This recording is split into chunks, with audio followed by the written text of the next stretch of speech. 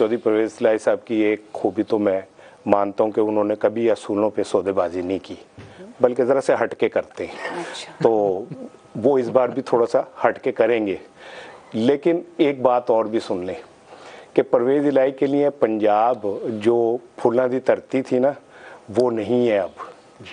फवाद चौधरी साहब की गिरफ्तारी और उसके बाद एक ट्रायल और उसके बाद सारा कुछ ये इंडिकेट करते हैं, आपके घर पे छापा, ये इंडिकेट करते हैं कि पंजाब में पीटीआई अपने पहलवान उतारेगी। अच्छा। और जिन लोगों ने मारे खा ली, जिन लोगों ने जेलें भुगत ली, वो इतनी आसानी से प्लेट में सजा के परवेज़ इलाही को पेश नहीं करेंगे कि लें सर ये खीर आप खा लें, हमने पकाई थी। परवेज़ इलाही साहब के पास जिस दौर में सीटें थी तब उनकी बार्गेनिंग पोजीशन कुछ और थी। आप कह रहे हैं कि इमरान खान साहब का भी इंटरेस्ट कम हुआ होगा या हो गया है? और आप मेरी बात मेरी लिख लें, इमरान खान के लिए मोनस इलाही बहुत अहम हो सकते हैं, परवेज़ इलाही अहम नहीं है। एक ही बात नहीं है? नहीं, दो डिफरेंट बातें हैं। ये बिल्कुल डिफरेंट बातें हैं। मतलब मोनस इलाही को एज एन इंडिविजुअल वो ले लें, परवेज़ इलाही की मुतालिबात को बाहर और बाकी रही अब उनकी पार्टी काफ लीग, ये वो सारा गई जवानी वापस नहीं आती, माजी होगी वो पार्टी। अब वो तो खुद रांझा रांझा कर दी, आपे रांझा हो गई हैं। अब उनमें से पीटीआई नहीं निकल सकती क्योंकि उनकी सर्वाइवल ही पीटीआई है। काफ लीग के ऊपर तो वो शायद नाज़म का इलेक्शन भी इस बार ना जीत सकें।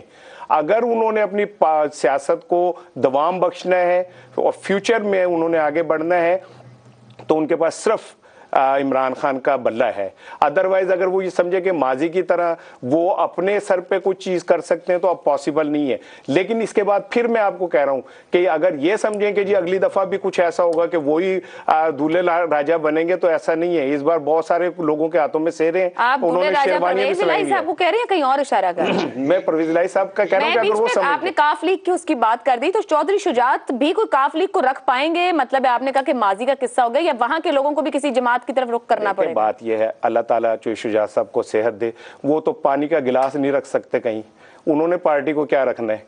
लेकिन वो एक सेरेमोनियल जाहिर है, इलेक्शन कमीशन है, वो बादशाह सलामत हैं, वो जिसको चाहे टोपी पहना सकते हैं, जिसको चाहे कुछ, और वो हर वो फैसला करते हैं जो बज़ाहिर ऐसा लगता है कि पीटीआई के खिलाफ जा रहा है या उनके दोस्तों के हक में जा रहा है। इस पे तो मैं खैर नहीं बात कर रहा, लेकिन मैं सिर्फ आपको ये कह रहा हूँ कि परवेज़ इलाही की सियासत अब ऑलमोस्ट खत्म हो गई है। वो लड़ेंगे, एमपीए बन सकते हैं। काफ लीग एज पार्टी एग्जिस्ट करेगी, क्योंकि आप लोग ने कंक्लूड कर दिया है। जी शहजाद साहब, आप इसको रिस्पॉन्ड कर दें, काफ लीग बचेगी, कोई सियासत उसकी रहेगी, या चौधरी तो इधर उधर कर दिया इन्होंने?